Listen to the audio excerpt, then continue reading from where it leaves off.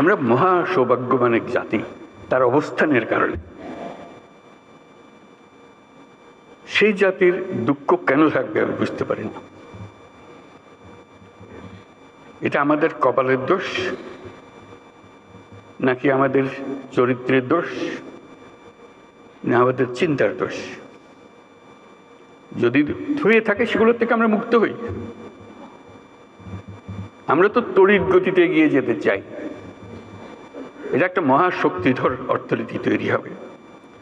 আজকে কুমিরা থেকে টেকনাফ পর্যন্ত যে উপকূল ভূমি, সেখানে যদি কাতারে কাতারে সব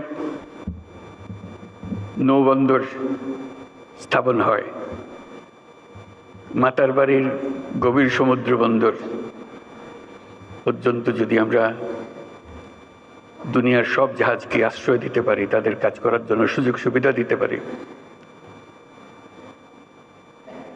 আমাদেরকে আটকাবে কে?